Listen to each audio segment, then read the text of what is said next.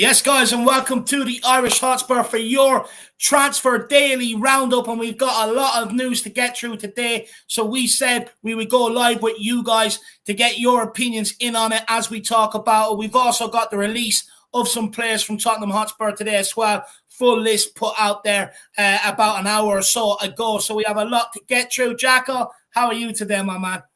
I'm doing all right, Dave. I'm kind of interested in some of these news. Some of it's kind of just confirming what we're sort of already knowing, which is the bit of the David Raya news, but also the likes of James Madison. At one stage, it looked like he was going to Newcastle. All of a sudden now, maybe some type of news is broken that maybe I think Nicola Barella, I guess, has been brought into sort of the conversation for Newcastle, which does mean then James Madison could actually be headed more towards our way. Yeah, Dave, some interesting sort of conversations ahead. Looking forward to it.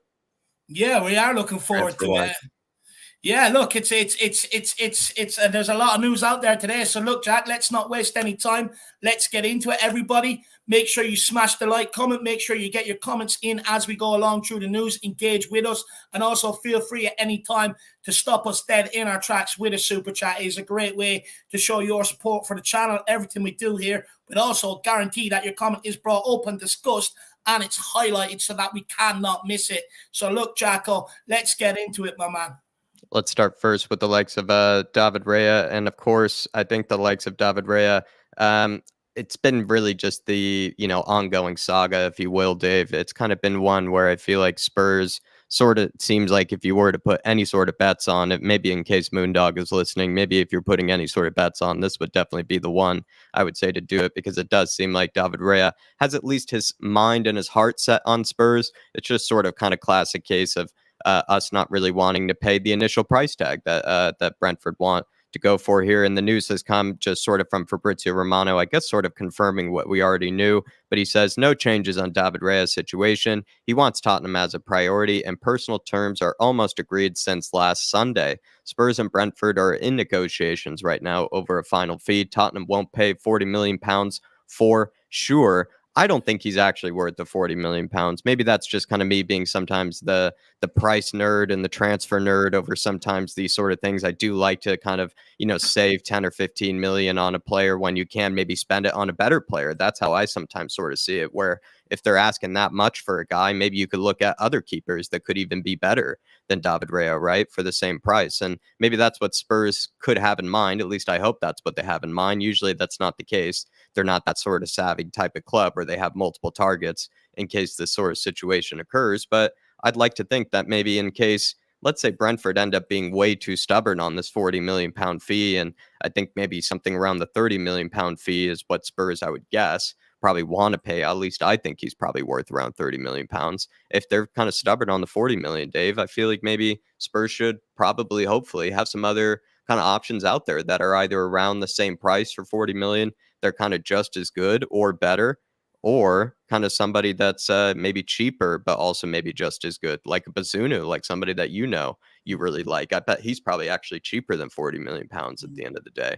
So I don't know. I'm kind of not too mad that they're sort of haggling over this sort of thing, but at the same time, I don't really expect it to really fall through or for it to really break down or anything like that. I think all the sort of signs, at least from my sort of guess, it's just my sort of prediction, my own sort of just putting two and two together here, but it seems like it could be the first signing, if I'm going to guess, for Spurs. Yeah, look, a few things to consider from the Brentford point of view, Jack. I mean, they're a club that are trying to muscle in on that top six. So, they're not going to want to be bullied around by clubs that they're trying to compete with for some of their players, which will ultimately end up damaging them. So, they're not going to want to be muscled around by clubs like Tottenham Hotspur when right now they're on even par and looking to, bridge a gap. So they're not going to be bullied around by us. I think another thing to consider is that, they've already got their replacement in, that guy in from Germany. So they're in no rush to sell David Raya. They don't have to offload him.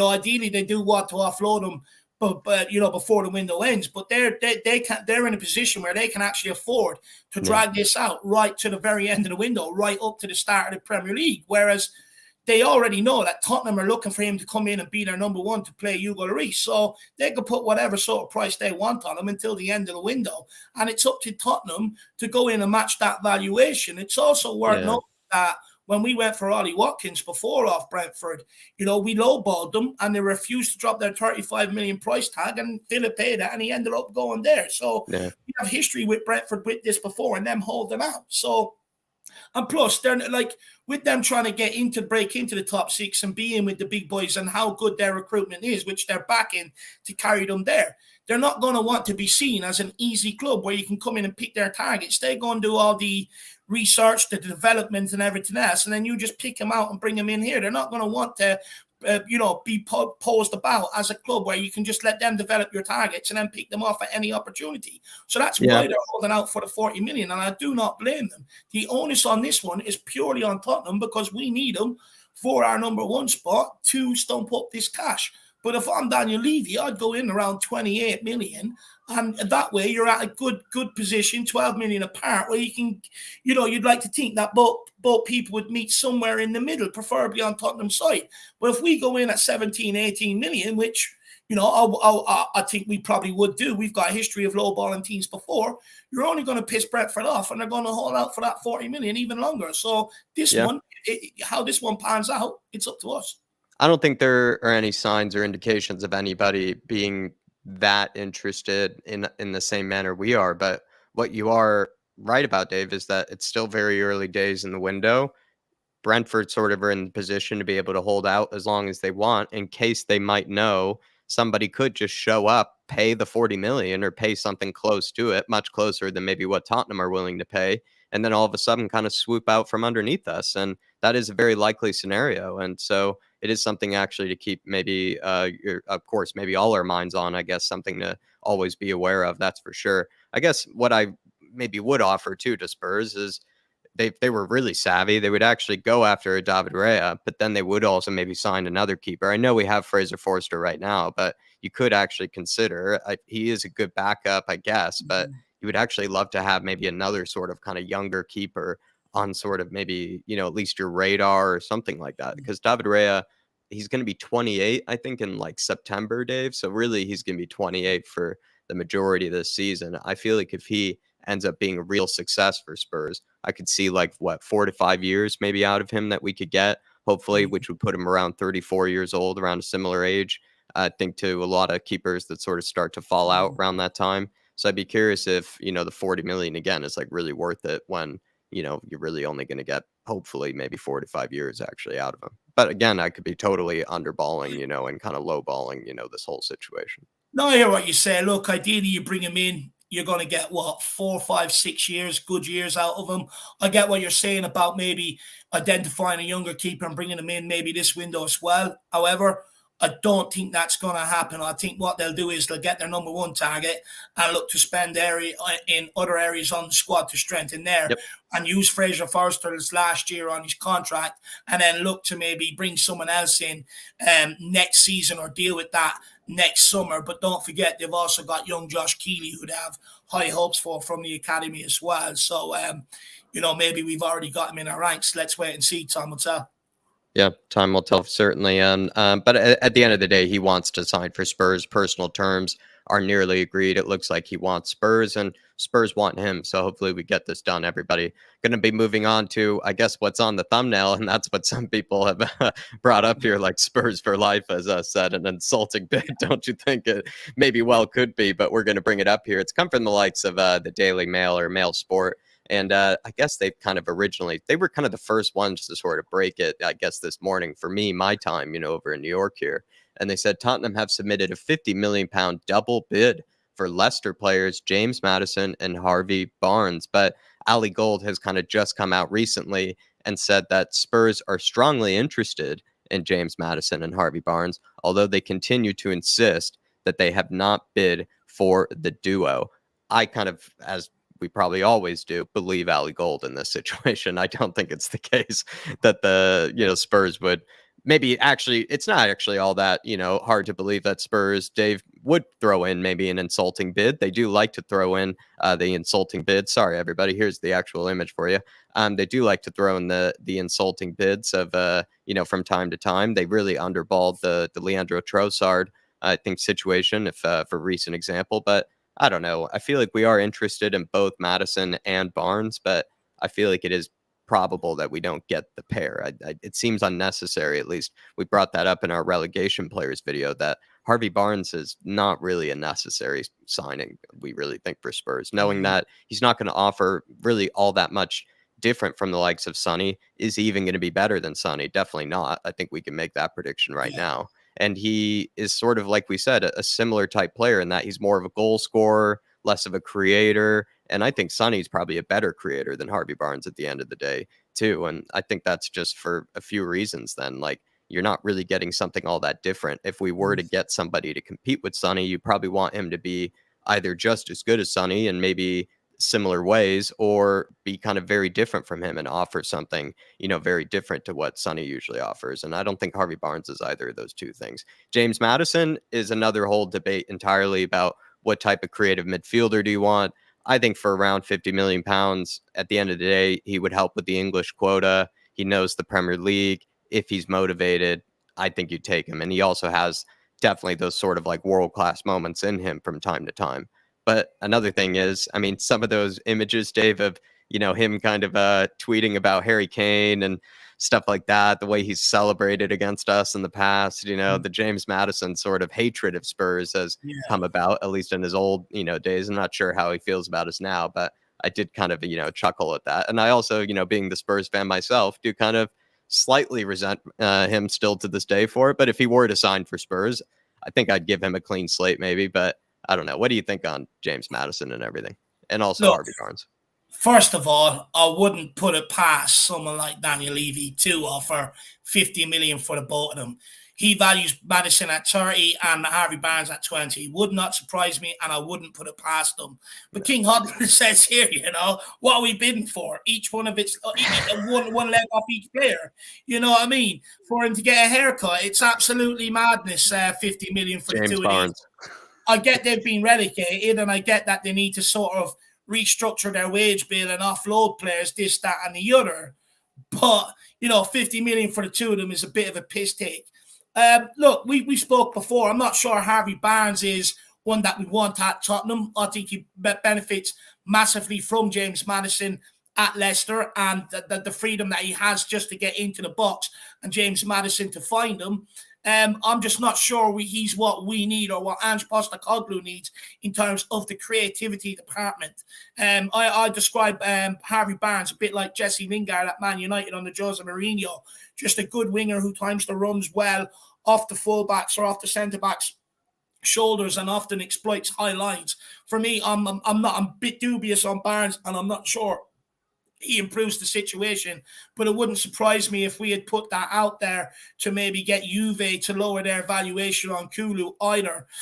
When it comes to James Madison, look, he's in a position we need. We all know that we do need that creative midfielder. James Madison can also play in a Postecoglou tree across the midfield, especially on the right-hand side as well. And he's a player that I think Postecoglou would like. Look, I think he's a good player, Jack, but for me, I question his mentality and his attitude a little. And also, I believe he could be an Arsenal fan as well. That dance that he done during lockdown, that after half-time when he scored, that it was eventually ruled offside when he was giving it all that down the camera. I think that's because he's an Arsenal fan. However, what I will say when it comes to Madison is that apparently him and his missus do want that London move, and that's not also necessarily always a good thing. You can very quickly get sucked up in that big city life, this, that, and the other, and lose your way, like we've seen with someone like Dele Alli and that. So for me, I worry a bit about that as well. But, also reports over the last few days that Newcastle were in the lead to sign this guy, this, that, and the other. I think, look, it's a two-horse race between us and Newcastle. If Newcastle are going for Barella, then I don't think they'll sign Madison. However, I'd rather us be in the race for someone like Barella too then over James Madison. It just feels like if they can attract someone like Barella, it just feels like that Madison is sort of second class. But, he can provide a lot to Ange Postecoglou. Ange Postecoglou's tactics, he doesn't like the ball at the highest point of attack, which is at the striker's foot. He likes people in behind that striker and in behind the wingers to do a lot of the creativity, a lot of the movement to get the ball into positions for the striker to get on. He just wants his striker to get in the box. So someone like James Madison would definitely help in that Ange Postecoglou system. However, though, I think maybe the Mail are maybe reading this one a little bit wrong. I think maybe, okay, 50 million from Madison. Okay, I can get. I think the Barnes thing, I think someone's been slipped a brown envelope, slipped that one in off the back of it, and Yeah, hope you they will drop the price on Kulu. I think maybe what could have happened is a typo occurred. They kind of just went with the typo. They were like, actually, that looks kind of good. It's going to get everybody sort of going here like it has us. But no, in all means, I'm not believing that 50 million pounds has been submitted for both of them. I imagine it's just been for one. I'm not sure if you were mentioning this at all, Dave, but we did also sign the likes of I think, what is it, former kind of backroom staff, or his name is Chris Davies here. He's actually soon to be part of the backroom staff here at Spurs. Mike McGrath of the Daily Telegraph has reported that, and I feel like that could also be sort of another indication that the James Madison or Harvey Barnes thing is going to maybe have some legs to it. I'm not sure if it's going to be the pair or the duo. Again, not convinced by that really at all. But I do feel like there could be legs again to the James Madison situation, just knowing that we are just hiring now, I guess, a former Leicester backroom staff guy in the case of Chris Davies here, if I'm not mistaken, unless I had his role wrong. But I just saw photos of him in a Leicester kit as well as talking to James Madison. So it sounds like he has some connection to Leicester in some regard. Oh, great. We're bringing his chum in, and it's... We're rating Leicester City, the relegation clubs. That's what we're rating. Yeah, but you know me, I don't like this buddy stuff that we have going on at Tottenham. It brings losers and losing mentality. So for me, I already don't bring him in. I don't want this buddy crap. But look, with Madison, you got to remember there were reports out there towards the end of the season that we were actually in talks with Madison, this, that, and the other. Who knows? Maybe it's another one of them with Raya where we've got the sort of details ironed out with the player. We're just negotiating on price. But look, stay tuned in on this one. It looks like a two-horse race at the minute. Yeah, it certainly does. And I guess everybody that's a new member of the backroom staff that you can welcome into Big Ange's team is Chris Davies. Dermatron celebrating 18 months as a fan show member, saying, big up, lads. Get you both to 11,000 or 11K. Always there when you need. So big thank you for all you do and bring us Spurs fans together. Come on, you Harris Army. Come on, you Flat Cap Army. Come on, you Spurs. Big yourself up, Dermatron. I must be honest, Dermatron, enjoyed the podcast, but some of the praise that you had for Højbjerg, I thought, was much better than even I was, expected. I even went on, I think, what was it? Probably a 4-minute rant, a 5-minute rant on how, much we need Højbjerg and how sad it would be to see him go. But some of the lyrical that, Mr. Dermatron was saying about Højbjerg was bringing tears, I imagine, to the Viking army. It was absolutely hilarious. I was sitting there and I was like, Jack, this is his time. He's gone on for a 10-minute monologue. I love it. Time to shine. And then I think when you couldn't praise Højbjerg anymore, I think Dermot must have morphed into Ellie or something like that, because he was talking about him having the pass range of Glenn Hoddle. I mean, Jesus, even Jack and Ellie couldn't write that if they were sitting in the same room charged with writing a poem about Zinedine Salzburg. But no, Dermot, good to see you keeping well, my man. Can't wait for the trip to the Aviva on Monday night. Hopefully Ireland can get the result tomorrow night against Greece away and at home and put us in a good position for qualification. Yeah, so big yourself up, Dermatron. And also big up Moondog. He says, good evening, Dave and Jack. Moondog, hopefully you are keeping well, sir. Hopefully you're not crumbling under the weather like I am. I'm absolutely crumbling under it, I must confess. But hopefully you're safe and well, sir, and big yourself up.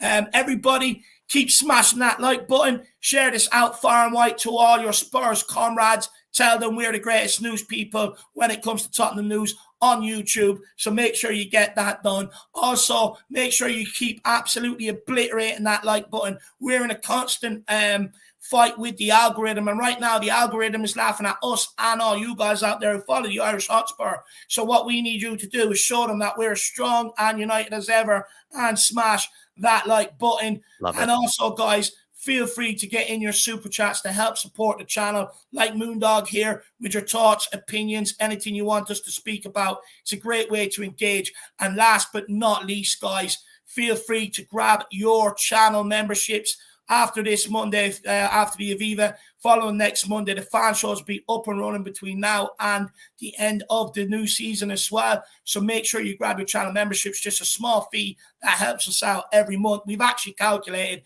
if everyone grabs the $1.99 channel membership, your boys would be secure, in a secure position to do this for the next 3 to 4 years, no problem at all. So if you want that for us, it's just a small fee, $1.99 every single month. And just to know what's coming down the line with it, much more ways of engaging with channel members only content, engagements, the whole lot coming your way.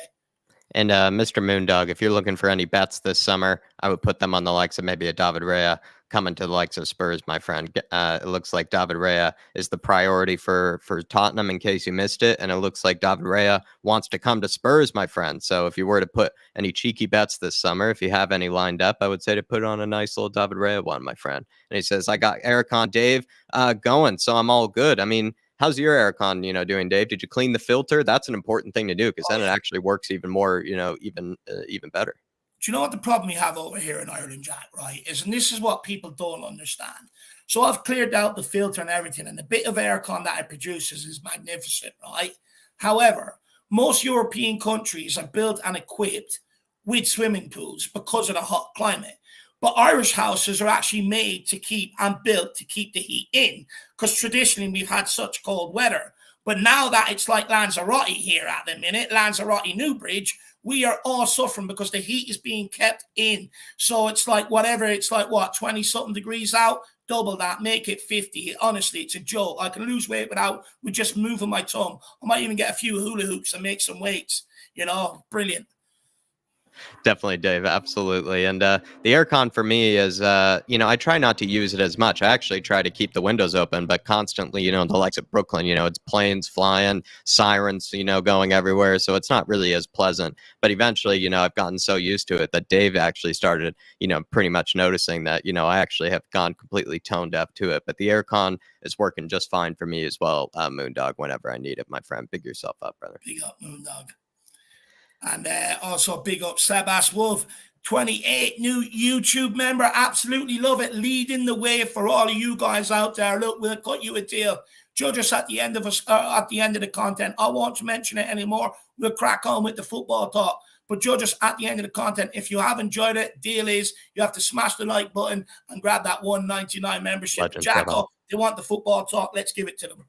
Legends, Sebas. Let's go on to the likes of, I believe it is going to be Kulusevski is sticking around here, everybody. Kulusevski are still working to reduce the fee of 35 million here. Tottenham are working to find a final solution and agreement with Juventus to keep Dejan Kulusevski at the club. Talks are taking place to reduce the 35 million euro asking price or buy option with the player, and a player is also keen on staying at Spurs. So similar situation sort of to the David Raya one, in that we have a player that wants to stay at Spurs, or wants Spurs, I guess.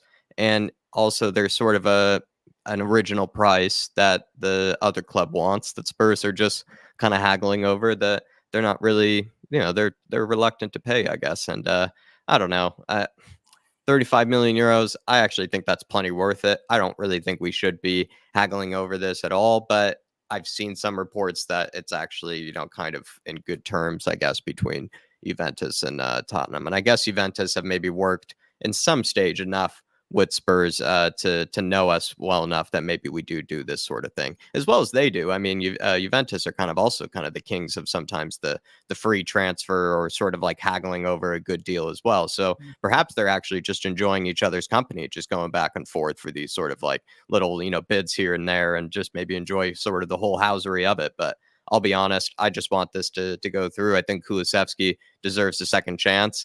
I think everybody, rightfully so, has some speculation about the fact that he technically has been maybe more disappointing, this season, and for maybe more months he's been disappointing than he has been brilliant for us, in the space of time. But I still feel like when he came into the Premier League, I don't feel like that's any sort of kind of, what would you say, any sort of like short, kind of spell of, brilliance met with kind of a, bit of, I just think he's going to go, Day. I think he's going to be brilliant. I think he is going to be, a top player in the future. I think it could be the Premier League. I think it could be really any league. I think Kulusevski is sort of made to play in this Ange side. I think he'd be made to play in a Pochettino team. I think he'd be made to play in any sort of progressive side. So I feel like 35 million euros is actually fine. I'm willing to take that risk. If some people see it as a risk, I think he will show up for us. And also, he seems to really love Spurs, and he seems to have really, sort of kind of settled in here. So to sort of kind of, I don't know, for Spurs fans, I think to kind of turn against him so quickly, I think is definitely a bit harsh. But I can also see why people are frustrated after how little he produced last season as well, Matt. I got to acknowledge that. That's for sure. Yeah, I get it, Jack, right? But we're out the heat in a moment now. When you look at the season before that, he was putting up numbers better than Saka at Arsenal. Look at the praise that Saka gets. Now, granted, Saka's continued on this season. Kulu's dropped.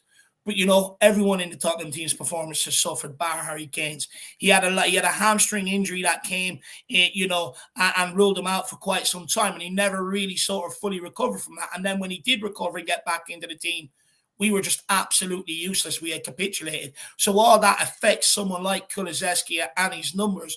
But when you look at the guy, Jack, the talent is there. Not only, people say, oh, he's one-footed. It's very easy to predict what he's going to do. But it's not. How many times have we seen him cut in and use that wonderful left foot to put glancing crosses to the back post or take shots? But equally, how many times have we seen him go down the byline, across the goal line and try and cut one back as well? So for me, he's insanely talented. 35 million, I would absolutely sanction 100%. And I think he's a player that we need. And I think he's a player that we should bring back that fits in with some of the other signings that we've made, but also fits in with Kane and Son. It eliminates a headache for someone like Postecoglou because he's got three players that can play with each other, that knows each other's games. But look, I think where the problem is coming in, where you're seeing us, trying to put in a 50 million bid for two players off Leicester. We're trying to negotiate down the 35 million bid and the 40 million offer, or the 40 million that Brentford want for David Raya. I have no problem with us negotiating, but these are ones that can't rumble on too long, because especially with Kulu and Raya, they're ones you can actually get done without the DOF.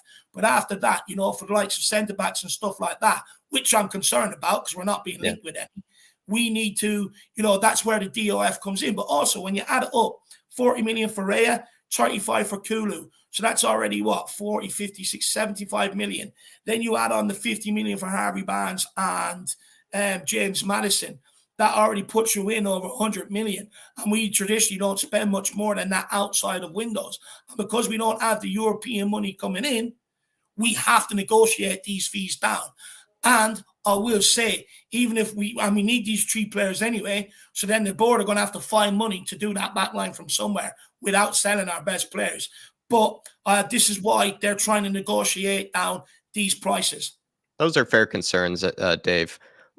If I'm going to go back on an old story, maybe from a few weeks ago, I remember Spurs sort of were settling on something with Kulusevski and Juventus for like a fee that was maybe around the 35 million mark, but it was like paid over time, like over 5 years or like something like that is what they wanted to do. I'm not sure if that's still the case or if that's going to end up being, the situation, but I could more likely see Spurs spacing out sort of a payment of around 35 million for Kulusevski. I don't see us paying the 35 million up front. Hasn't ever been sort of any indication that that's maybe how Juventus are even going to ask for the deal to be structured. Of course, they would want it to be that way, but I don't see it being that way. But you're right. It's still already, right? More money being spent on sort of positions and kind of players that, of course, we want and we think we need, but where's also the money going to go to when it comes to the center backs? And we know that that's the biggest priority, of course, but absolutely pay the 35 million for Kulusevski for sure. 100%.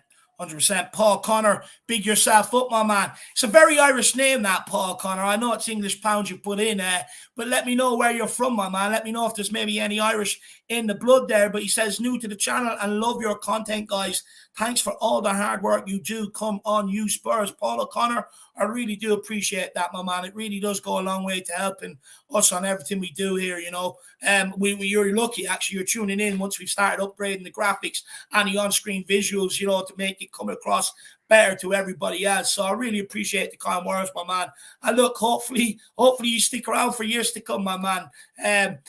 Just hopefully we don't bore you with our voices, with our opinions or our content. So big up, Paul.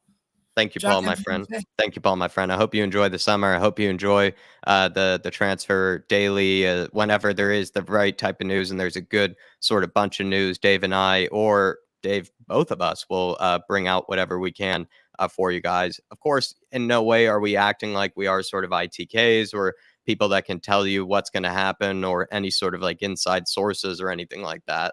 We just sort of kind of regurgitate a lot of the news, kind of just give our sort of opinion on them, whether we actually think it's even relatively true or whether we think it's even relatively have any legs to it, but don't really take us, too seriously on that. But we're sort of like you guys, where I think we all just want to get the news. We all just sort of want to find it somewhere, and we all want to see where Spurs are linked and what Spurs are doing. I mean, even if it's sort of seen as maybe no legs to it, you still want to see what news is out there with Spurs. So I guess that's what we're trying to do this summer, and we're going to try to do it whenever there's enough news out there for it. We're not going to also force it for any case, but I think there's actually plenty to get through today, and I'm liking it so far. There's some good news with the fact that there's a lot of players that seem to want Spurs at this moment in time, Paul, which is good to see. People want Ange Postecoglou. Big up, my friend Paul.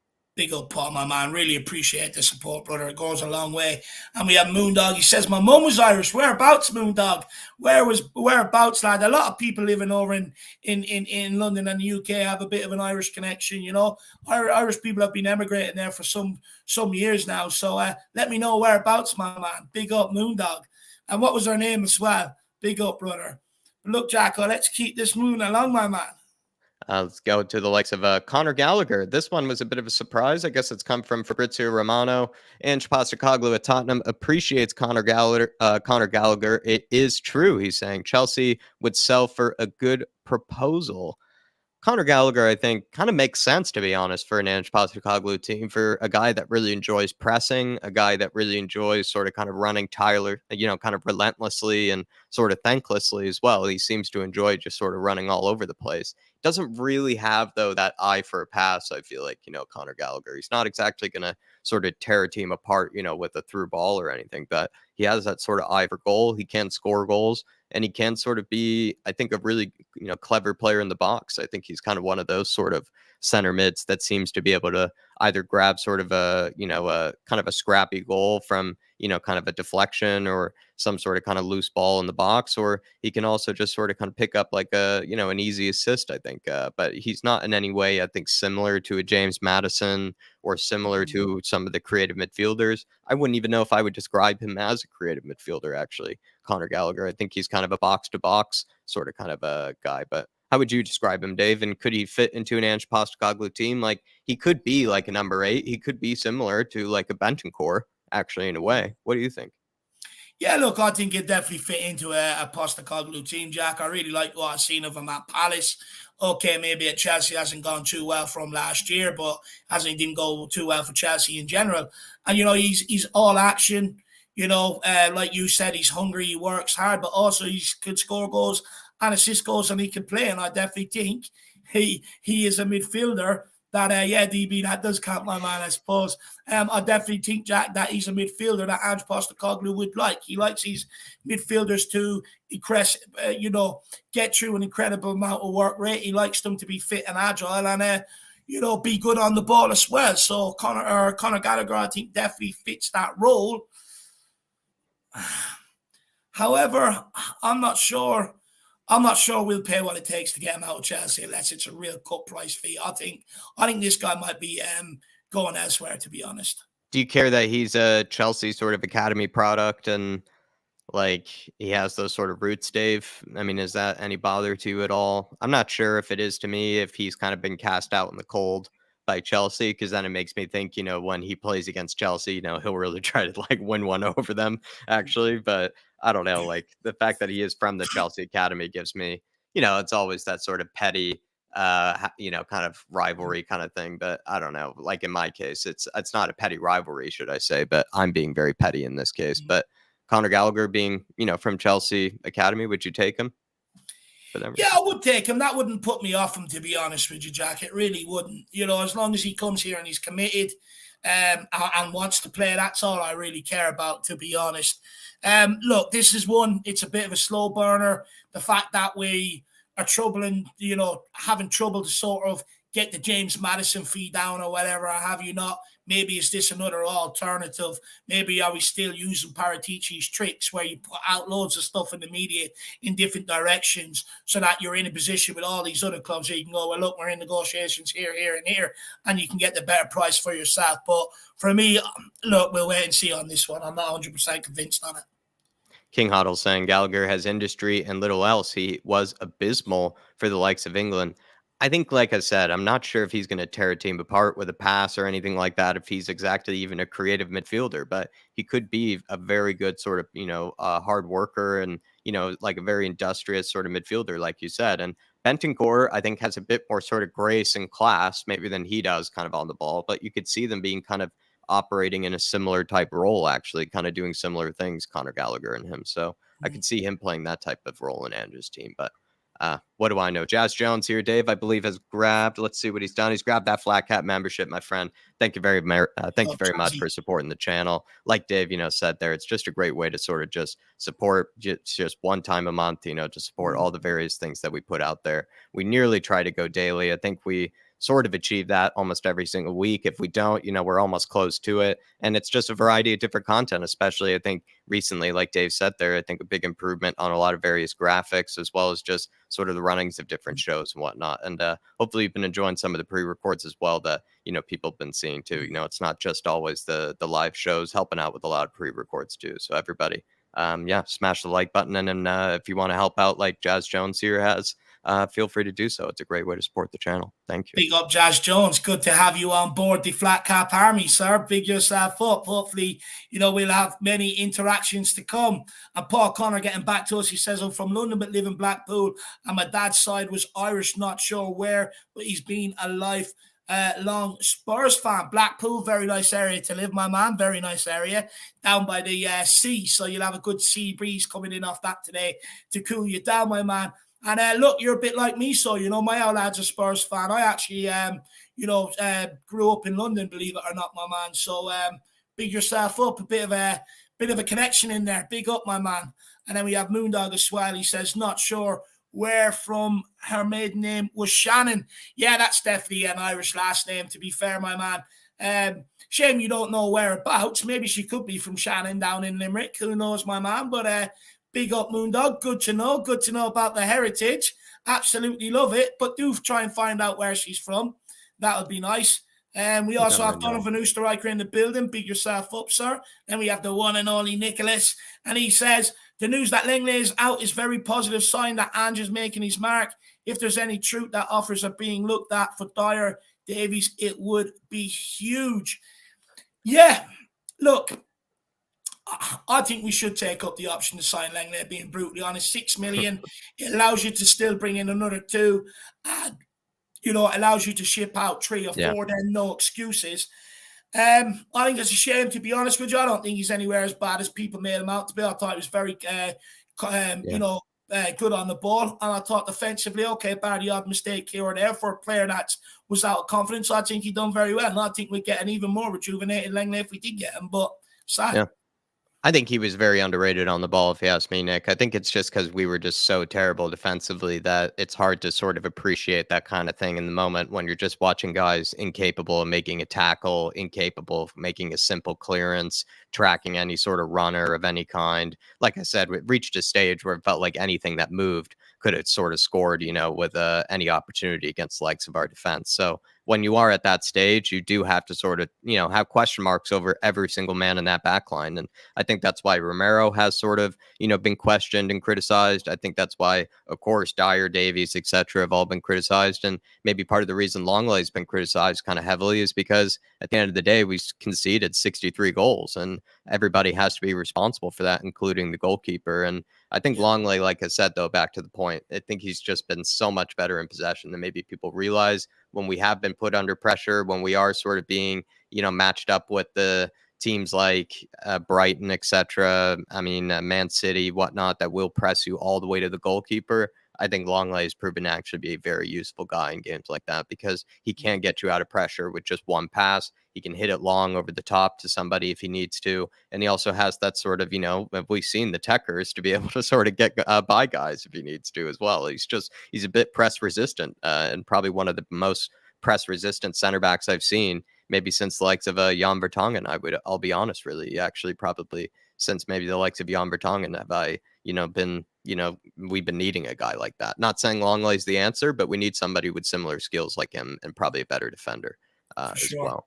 For Yeah. sure. Big up, Nick. Big up, 7SC. Let me know whereabouts in County Clare, my man. Good to see you in. Jason Bell, Jazzy Fusion as well. You guys are always in here. Big yourselves up. Tottenham LSG as well. And the one and only Chris and Anthony Lynch as well. Good to see you all in the building. This one has come in from the likes of Stephen McGowan, and I think it's just sort of, I think, alluding to the fact that maybe a very important member of, I think, the former staff of Ange Postecoglou, John Kennedy, is actually going to be sticking around at Celtic. Brendan Rodgers, who is expected to be the next manager of Celtic, has made it clear he wants John Kennedy to remain at Celtic. It looks like Tottenham will look elsewhere to fill out Ange's staff. Aware at all of John Kennedy, Dave, of his influence in and around the likes of Celtic? I think we can just, if you don't really have much, I mean, we No. can just, it's if he's an important guy to He Ange. is. Do you know anything? Yeah. Yeah, look, first of all, Ange didn't bring him to Celtic. John Kennedy has been around quite some time. But, he really helped Ange Postecoglou implement everything that he done at Celtic. He has a really good relationship with Ange Postecoglou and really understands the guy, and they work really, really well together. And as a pair, they got each other. For instance, like in training, there's none of this stopping training, talking on the pitch and everything else. It's high intensity for 70 minutes, and Ange Postecoglou was able to relate that to John Kennedy. He was able to get all of his staff to follow suit. But also something genius they've done is that John Kennedy would get videos and stuff and drop them into the players or group chats and stuff while they're at home. So their mind is constantly on the game in a subconscious way without really knowing that they're thinking about it. It was absolutely genius. So it's sad that he's not coming. But look, like I said, Ange Postecoglou didn't bring him to Celtic. He was there beforehand. So I think, one of the attractions with Ange coming to Tottenham is that he wasn't bringing a load of staff with him either. So, I wouldn't be concerned about that too much. Thank you, Dave. Good inside knowledge there, everybody. And if you're already hesitating to smash that like button, please do it now because, like I said, not everybody's going to be able to provide that sort of quick, inside knowledge on the spot right there as well on the likes of John Kennedy. And I think what's nice about him is that he is actually kind of that guy that enjoys being new to things. He enjoys having new guys come in. I think what sort of Alistair Gold said to a degree, if I'm, going to sort of paraphrase here, is that he sort of enjoys, being challenged by different coaches, especially younger coaches that have new ideas, fresh ideas, and also guys that are willing to sort of ask questions of his own system. It's kind of like, well, why is it that you do that? Maybe, for example, for being counterattacked, right? Like in the likes of the Premier League, you're going to be counterattacked all the time. And maybe somebody who's come in here that's a new face to his staff will kind of ask him questions about that. Hopefully, even Ryan Mason could do that. So that's what's always a good thing about the likes of Ange Postecoglou is I feel like he's maybe different from Pochettino or other sort of managers that have this big sort of like crew of staff that always go with them, like a bunch of bags for a flight. But he's kind of goes in as his own man and is willing to take on different minds, different voices. And I kind of like that actually about him. It actually, you would think in theory, makes his system even better, actually, the fact that he has new people come in and sort of question him and, question his ideas. So one thing I've noticed with Ange Postecoglou, just quickly, Jack, is he speaks a lot about being clear in communication. And that's that, like he understands that. So I think regardless, whether it's John Kennedy or Ryan Mason or whoever he picks to do it at Tottenham, I've no doubt he'll be able to get his message across because he knows the importance of the communication. There you are. Next bit of news here is the likes of Alex Scott.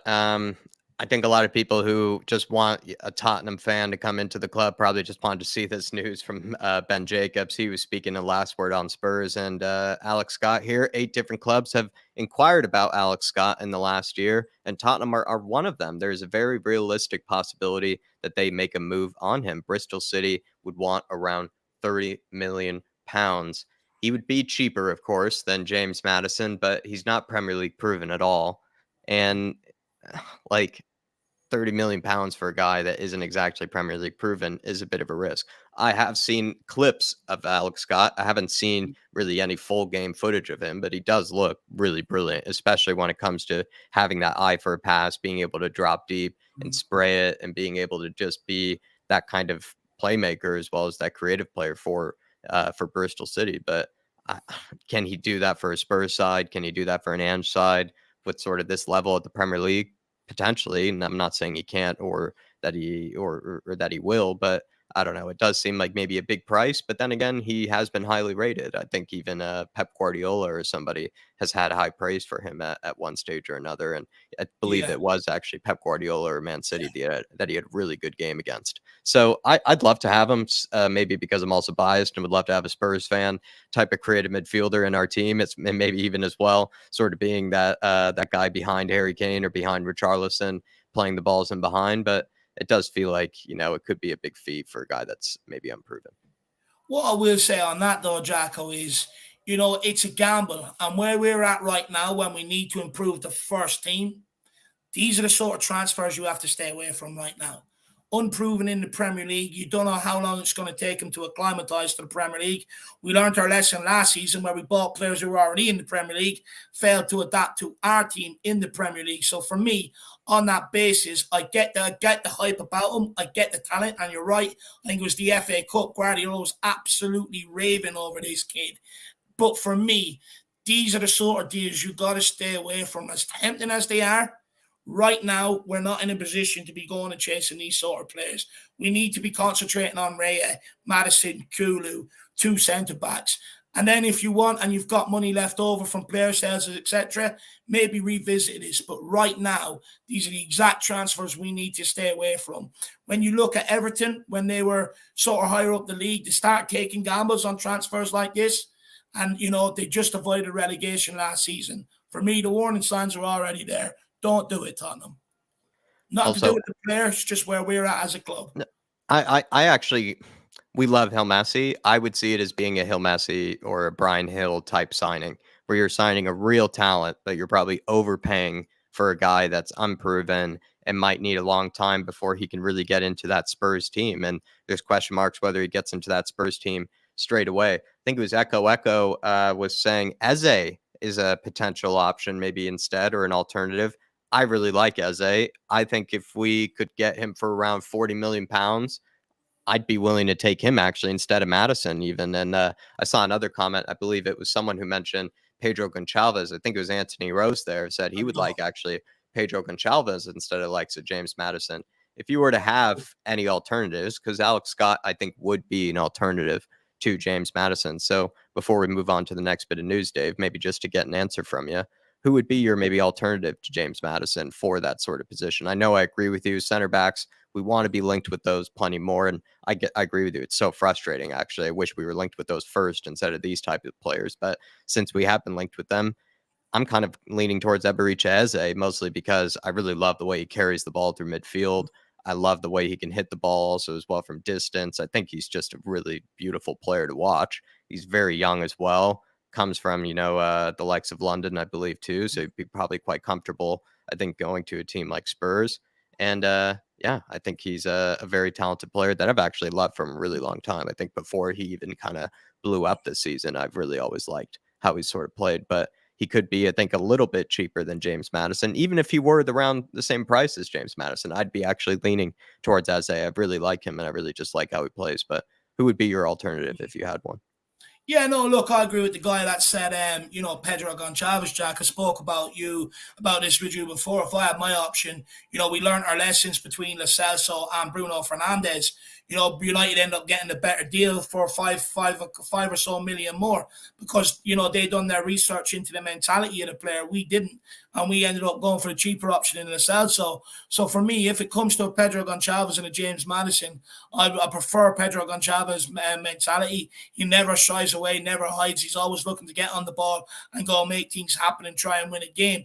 And I think he offers you a lot more versatility across the front three. Also, he can play in midfield and he scores goals and assists goals.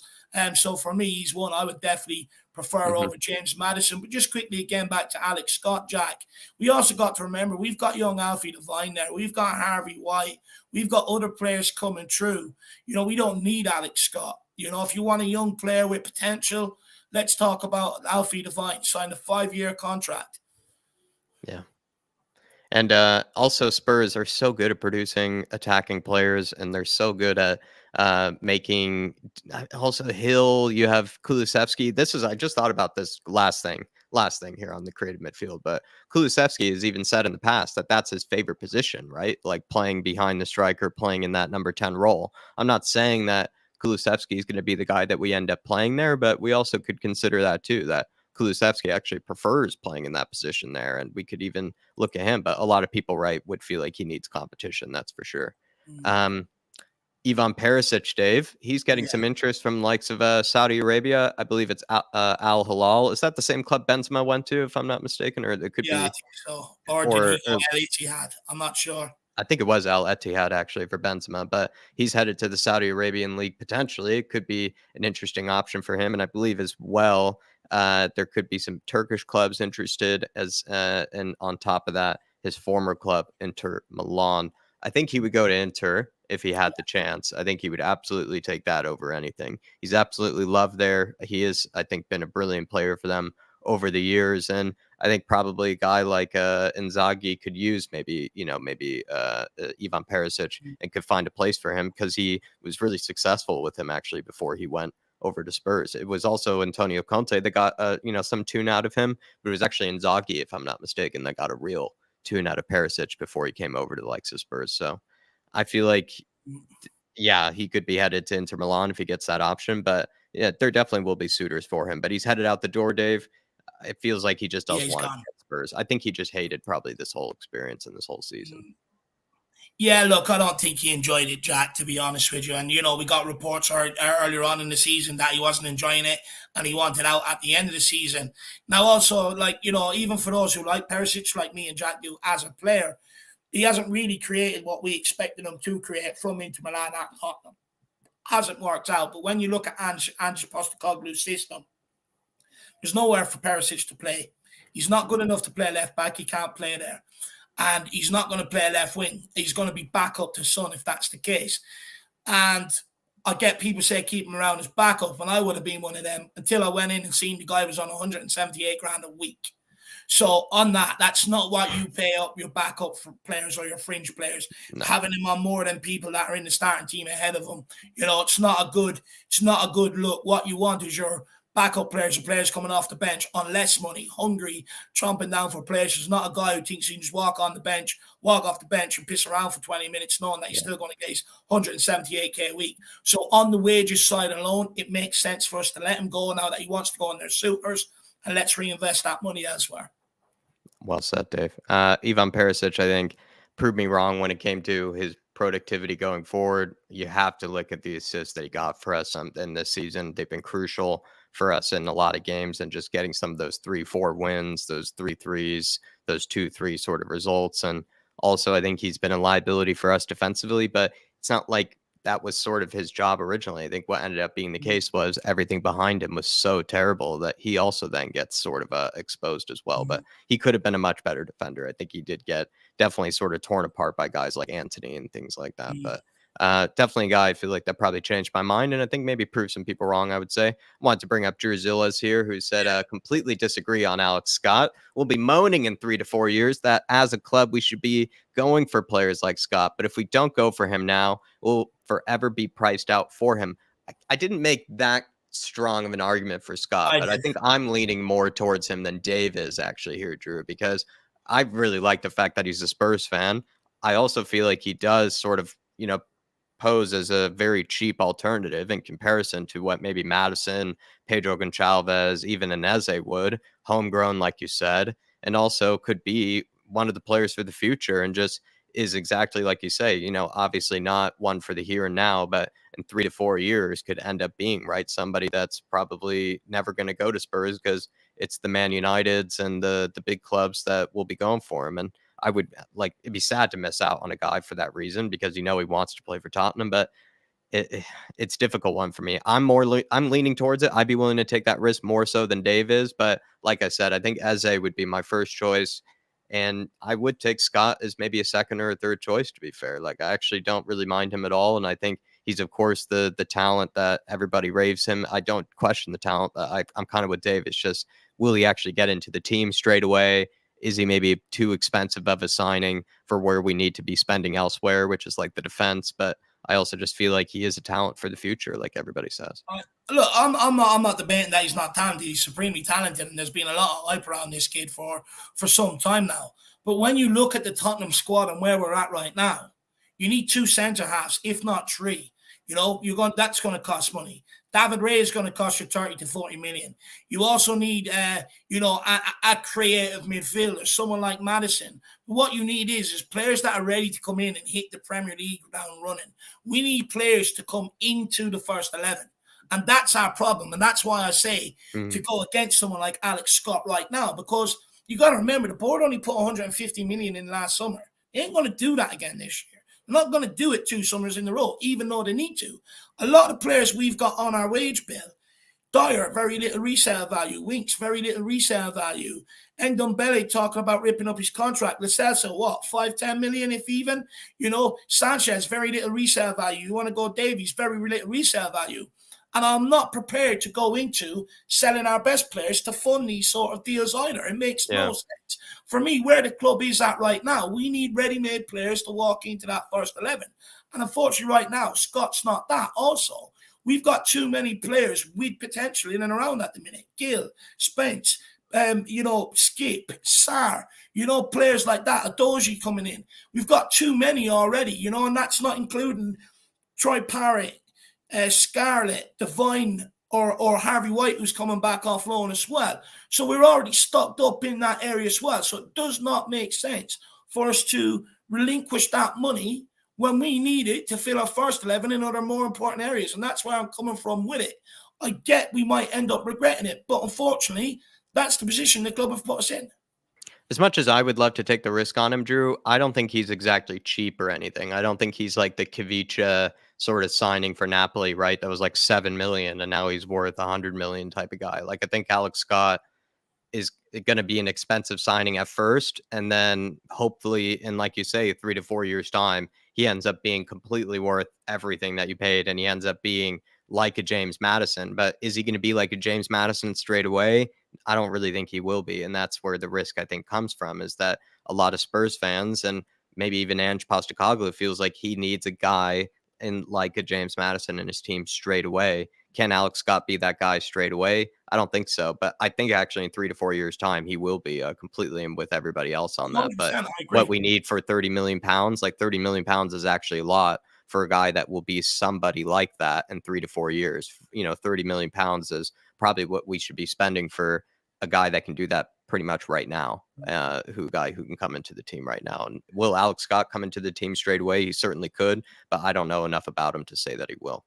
Look, if our board was like the City board or something like that, I'd say, okay, fair enough, because I trust them to bring in first choice players after. I'd trust them to still have enough money to fill all the other positions we need. But spending 30 million on an area that we've already got enough players in as is, and 3 or 4 fighting for them positions in and around the same age, with maybe, with a bit of talent showing promise as well, it just doesn't make sense when you've got centre-backs where you need to get 2 or 3 of them in, and, you probably need at least another winger as well. So for me, on that one, when I just look at it, I just think, okay, potential, I get it, I fully agree with you on that, Drew, but we're at a needs-must situation, and if we don't plug the gaps, he'll be playing for us in the Championship the season after, and that's not where he wants his career to go either. Big up, Drew, my man. Love to see you in here, my friend. Hopefully you're keeping well. Absolute legend. I like the pushback, though. I like the pushback. Harry Winks is also out the door. This is some of the good news, maybe for the likes of Dave. He'll be taking at least a month off, I think, once this comes about. Harry Winks has interest from FC Lorient. Maybe that's where Dave will actually go to vacation, just to see, the gracious club that has taken him off of our books. Dave will, go personally to go thank them. But Harry Winks, Dave, from the likes of Ben Jacobs, who did an interview with Last Word on Spurs. He's over at CBS, by the way, Ben Jacobs. He says that Harry Winks actually has some interest from mid-table side FC Lorient. What are your thoughts? Oh, look, if it's anywhere near Lawrence, I might go and visit when I'm over there, Jacko. But you know what? Please, I'm not even going to go into how crap the guy is. I think I've exposed him for long enough now. He probably hates me. I've exposed him that badly to the point that no one in the football community is looking at him. I hear these links before, Jack. It's nothing ever really comes to fruition on it. I don't think he's in a rush to leave as well. I think he's one of them. He'll try and hang on to it for as long as he can. Look, let's wait and see. But I will be going down to the church, putting €1 in the box, lighting a candle, and praying it happens. Come on, Laurie. I think Blue Mountain saying, no, Jack, you're mistaken. It's Leighton Orient. Yeah, that kind of you're absolutely right, Blue Mountain.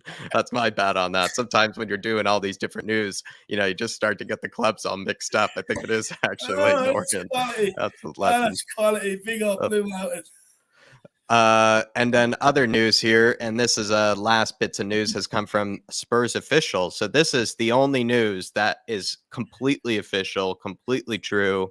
You can take it on, what I'm saying out my mouth right now. Longley, Danjuma, Lucas Moura are officially departing.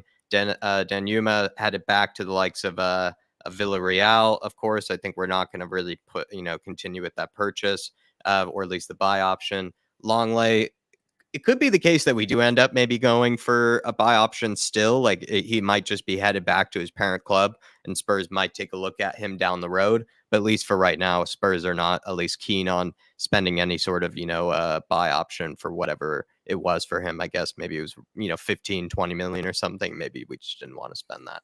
So I guess before we move on to the academy kids that are leaving, Dave, anything to say about Mr. Danjuma, Lucas Moura, Longley officially departing? I guess we kind of knew it was coming. Longley, more of a surprise, I guess. Longley, slight surprise.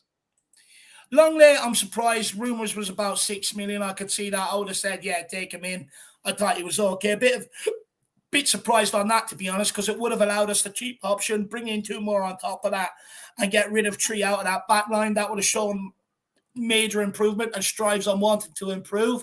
Danjuma, I never got the loan signing in the first place, to be honest with you. Why did we loan out Gill when he could have just had the 9 minutes that Danjuma had anyway? That's what he was doing up until the January transfer window. He was just breaking in and around the team, getting trusted to come off in Champions League games. Started that game against Crystal Palace, played well, set up Harry Kane. He was just finding his feet. And then all of a sudden, out Gil Messi goes. Go and pretend to be one of the Beatles in Spain, and let's bring in Danjuma, a.k.a. Danjuma. And, it never really worked out. And people can sit here and moan and huff about the minutes he's got, but that was the minutes available to him. And for me, I just didn't understand it in the first place. Good luck. I don't hate the guy. Thank you for coming. You tried when you came out there. Good luck with the rest of your career, but I don't think we should sanction money on bringing him back there, no. I don't think he's worth 30 million. I think he is a good player, but I don't think he's worth 30 million. I feel bad for him too, because I feel like the reason why he went on that big hike to climb Mount Fuji is probably just because he felt like he did so little on the bench this season that he had so much leftover energy that he just felt like he needed to do something he didn't want to go to the beach like every other player. He was like, I've been sitting on the bench this whole season. I need to do something with my legs here. So he actually went and hiked Mount Fuji, if people didn't know, which is nice to see some footballers instead of going to Mykonos or, no disrespect to Hail Messi, but instead of going to Mykonos or any of the big sort of popular destinations and hanging out on the beach, he's climbed a mountain. Good for Danjo, danger man, like you said there, Dave. And then the other bit of news to finish off on here is that Spurs have let go of kind of a number of players from the academy. We can also confirm, they say, the departures of development squad players Jamie Bowden, Callum Cisse, Fagan Walcott, and Roshan Mathurin. I'm not heard of him before. Marquez Muir and Romain Mundel following the conclusion of their contracts. The under-18 players, also Thomas Bloxham, Brandon Brian Way or Waugh, and Riley Owen have also departed the club following their conclusion of their scholarships. We wish them all the best in the next stage of their careers. Mundel, Muir, I've actually heard of as well. Fagan Walcott, of course, Jamie Bowden, I've heard of, Callum Cisse. I'm not, as well aware of the under 18s guys there, but any of these guys that maybe you're surprised or saddened to see go, Dave? Not really. Not really. Look, Jamie Bowden, he's 20, 22 years of age, I believe, young Irish kid. Just hasn't worked out for him, Jack. Just not good enough, unfortunately. Callum Cisse got his chance under Nuno, I think, in pre-season, or was it one of the Europa Conference League games, maybe. That was the big, tall guy at the back line. Yeah. Look, obviously they don't. Obviously he's not good enough to get anywhere near the back line. Same as Fagan Walcott. He's been around for quite some time, just has not made it. And then Marcus Murtarin and them two didn't really have a major say to play last year in the academy. Romain Mundel is a surprise. Tottenham did offer him a contract, but like Loni Madueke, etc., he's refusing that contract and he's backing to go elsewhere to get play first team football and given the opportunity, which is sad because towards the end of the season he was on the bench a few times and stuff like that.